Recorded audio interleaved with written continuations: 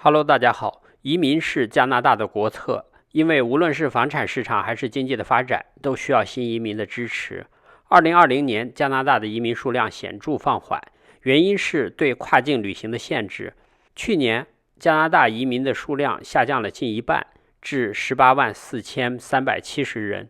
这是自1998年以来的最低水平。临时居民，包括国际学生和持有临时工作许可的工人，也大大减少。这直接导致了去年第三季度加拿大有史以来最低的人口增长，全国人口仅增加了2767人。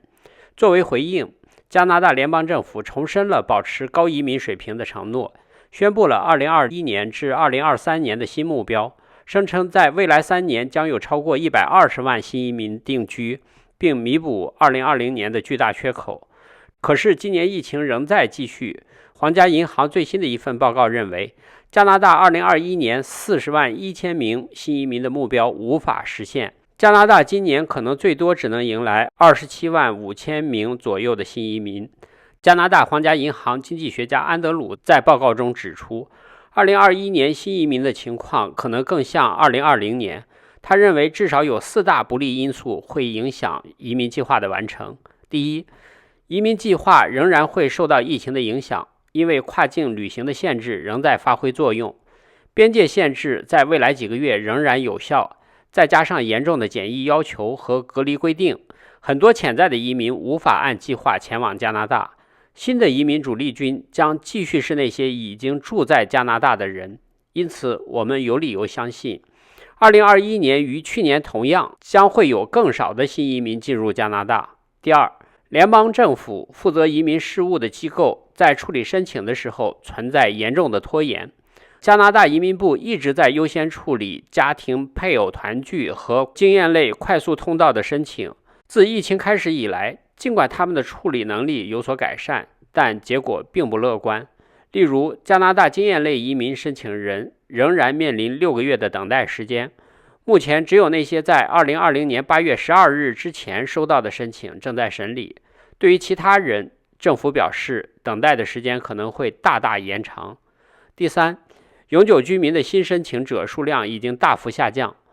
永久居留的申请大大减少，主要表现在2020年新移民的数量已经下降到2019年的 50%， 而且其他类别如担保移民等数量都明显下降。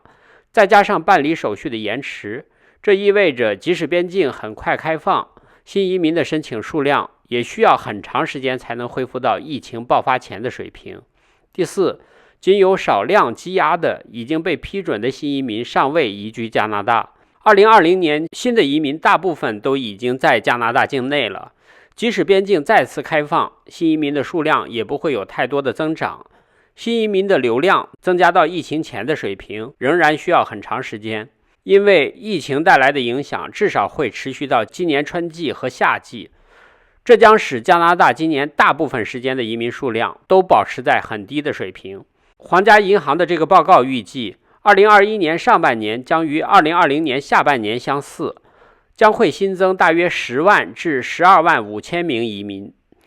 如果要达到40万1千名移民的年度目标，加拿大需要在今年下半年每月接收5万名新移民，这比2019年最高的月份还要多出1万4千名，因此这几乎是不可能完成的任务。更现实的情况是，如果疫情恢复正常，下半年将有15万至17万5千名新移民。到2021年底，加拿大大约有27万5千名左右的新移民，而今年新增40万1千名新移民的目标根本无法实现。加拿大移民部长在最近表示，已经推出了一些新的政策和计划，以帮助更多的国际学生、外籍工人和难民移民加拿大。几天前，加拿大联邦移民快速通道审理系统进行了最新的一次筛选，将池子里的2万7千人全部邀请。